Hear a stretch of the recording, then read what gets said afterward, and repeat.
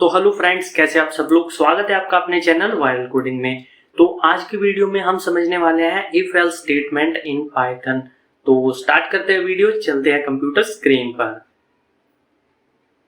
तो फ्रेंड्स, आप देख सकते हैं हम आ चुके हैं हमारे कंप्यूटर स्क्रीन पे। तो सबसे पहले ओपन करते हैं हमारा विजुअल स्टूडियो कोड और यहाँ पर एक न्यू फाइल बनाते हैं। उस फाइल का नाम हम रखते हैं lesson11.py। एंटर क्लिक करते हैं, देन एंटर क्लिक करते हैं।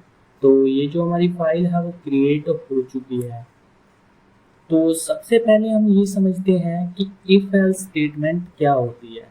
देखो, इफ स्टेटमेंट में हम वो स्टेटमेंट देते हैं जो ट्रू होने पर इफ के अंदर वाला कोड ब्लॉक चलाए और फॉल्स होने पर एल्स वाला कोड ब्लॉक चलाए।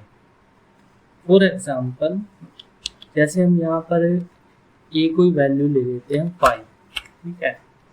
यहाँ पर मैं इफ राइट करता हूँ और यहाँ पर मैं एक कंडीशन देता हूँ, जैसे कि ए यदि ग्रेटर देन हो लेट्स से 3k, तो प्रिंट करना a इज ग्रेटर, नहीं तो अगर इफ जो है फॉल्स हो जाए तो प्रिंट कर देना a इज नॉट ग्रेटर, ठीक है। तो जैसे हम इसे प्रिंट कराएंगे तो यहाँ पर a इज ग्रेटर आ चुका है, क्योंकि जो a है वो ग्रेटर देन है 3 से। तो ये जो स्टेटमेंट है ये ट्रू हुई और इसके बाद ये जो कोड ब्लॉक है इसके अंदर जो है ये रन हुआ और इसने प्रिंट कराया a इज ग्रेटर। अगर हम वैल्यू को चेंज कर दें, यानी a को जो है 2 कर दें, तो अब देखो कौन सा कोड ब्लॉक रन होगा। ये हुआ है a इज नॉट ग्रेटर, यानी कि ये जो कंडीशन है ये फॉल्स हुई, ये कंट्रोल ब्लॉक यहाँ पर आया और ये जो स्टेटमेंट है ये एग्जीक्यूट हो गई।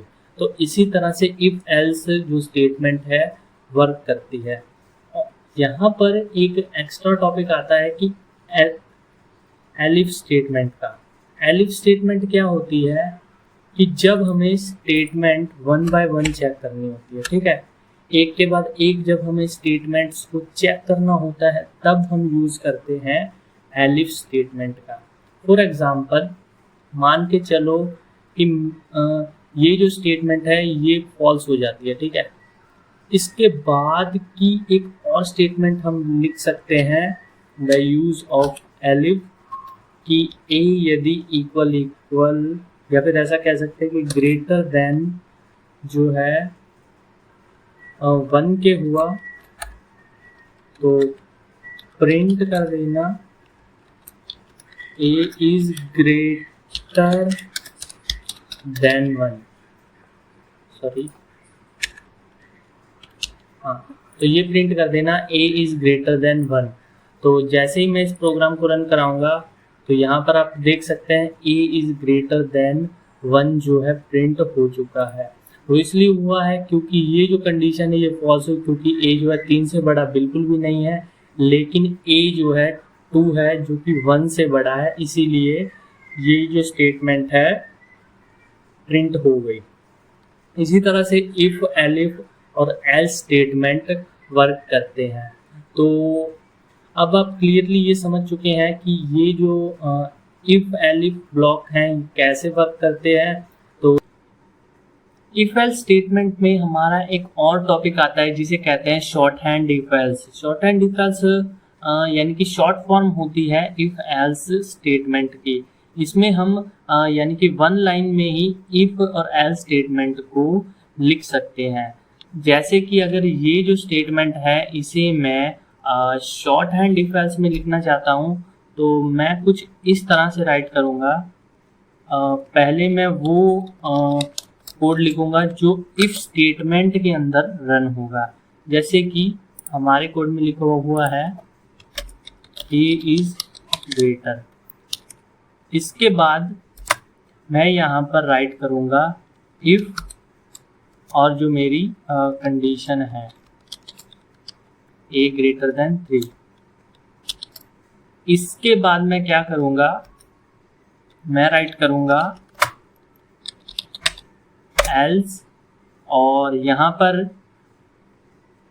मैं वो स्टेटमेंट दूंगा जो रन होगी एल्स वाले स्टेटमेंट के ब्लॉक के अंदर, जैसे कि a इज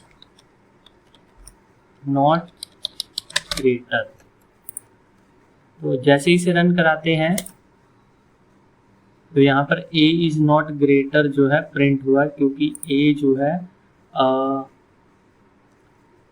3 से बड़ा नहीं है, क्योंकि ये जो कंडीशन है वो फॉल्स हुई, इसीलिए ये जो है प्रिंट हो चुका है। तो इसी तरह से short and if else work करते हैं। Thanks for watching. चैनल को सब्सक्राइब करना बिल्कुल ना भूलें।